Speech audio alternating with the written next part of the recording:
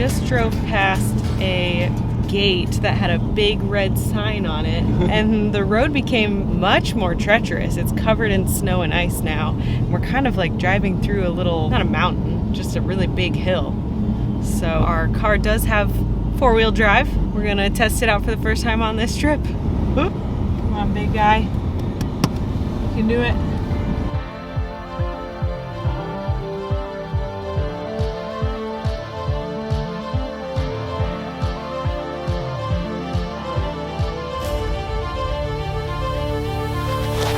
We're here! Day 2.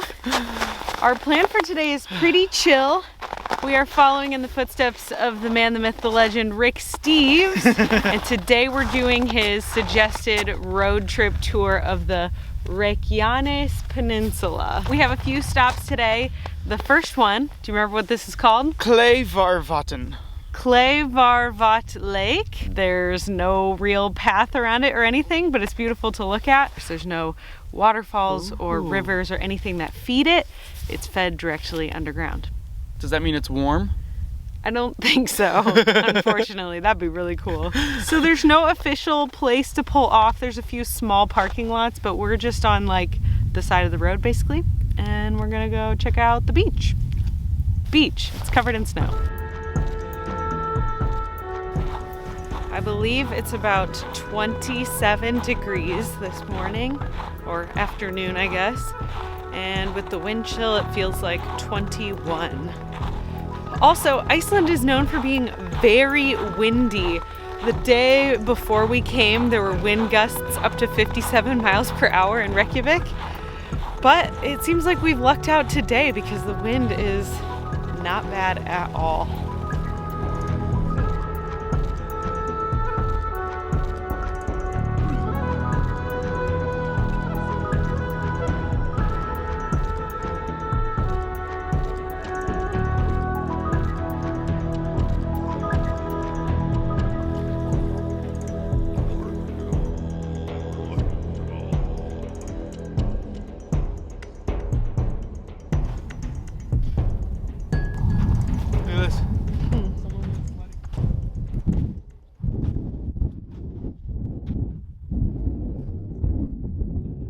That's the beach where we just were, and we're headed down this road to go to a geothermal pond thing, which I think I can already smell.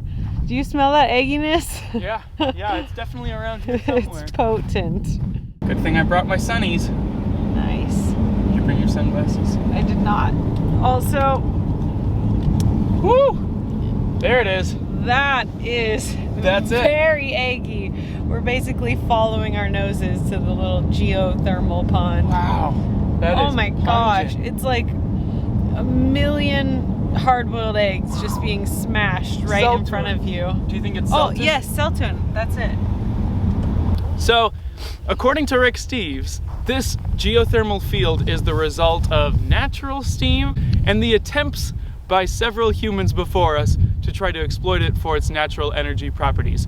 As early as 1750, they tried drilling down to create pockets of energy, and thus there was this massive steam explosion and blew a 30-foot crater, and now we have these pools. Pretty cool.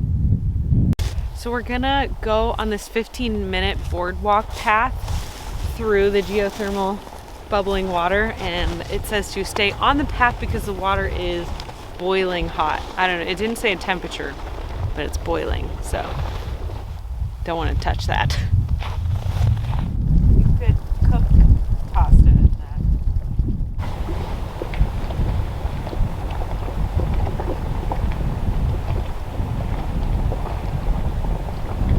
It smells so horrible. It's gonna make me throw up. So pungent. The steam is everywhere. It is a little bit warmer here, so that's nice. But I feel like I'm gonna throw up. Oh gosh. Oh my gosh, it smells so bad.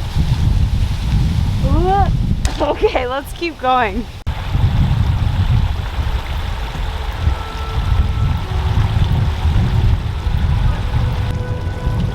Wow.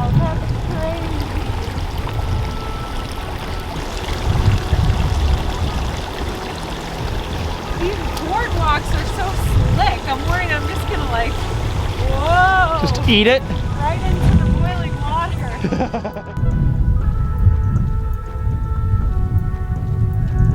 Overall, just incredible that the two can exist. I know that this is the land of fire and ice, but it's just crazy that boiling hot water and a frozen landscape can coexist in such close contact. It's really cool to see up close. Ruth thinks we found a barn, but my theory is that we're going to this old church. Oh, it does have a little cross on it. See? Told ya. Huh. Yeah, it is. It's an old Nordic church. Nice, that's what I said. I think it's open. I am not so sure. Whoa, look at that door. That's a cool door. Ready? Yeah. Anybody home? Anybody home? Nice. No. Good one. Wow.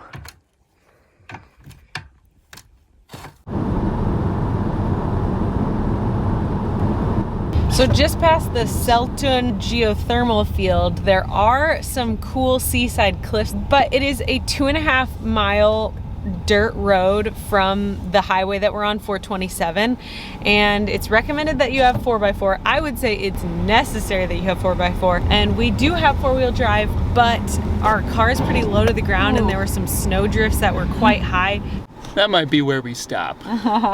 So we decided not to attempt it. If you do, make sure you have good insurance and maybe a higher vehicle than ours. It's a little too deep for our little Suzuki. So just beyond the cliffs that we couldn't get to, there is this volcano that just recently erupted.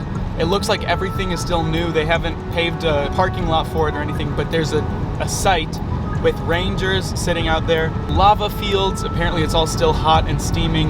It definitely looks like there is a storm coming in from the ocean. So I have voted for us to head to Grindavik, which is the next little fishing village. There's a small cafe that's supposed to have some really good lobster soup. So we're gonna go see if we can find it. Ooh. This is beautiful. Yeah, look at that cliff.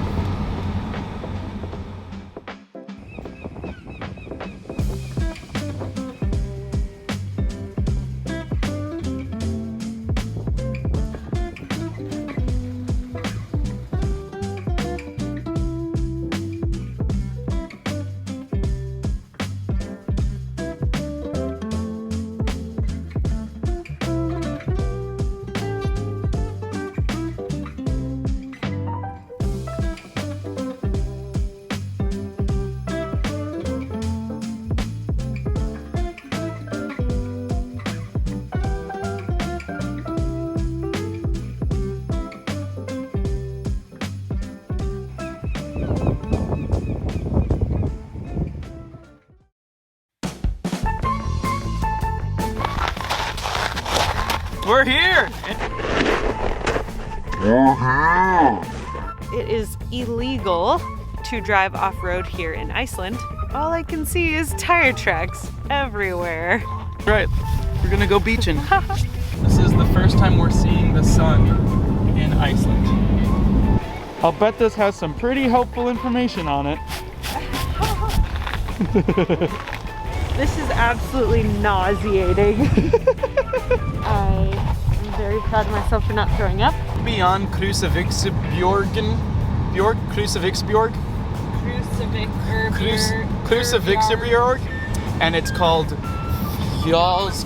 Oh shoot, I just forgot what it was called. Fagradalsfjall. It's called Fagradalsfjall.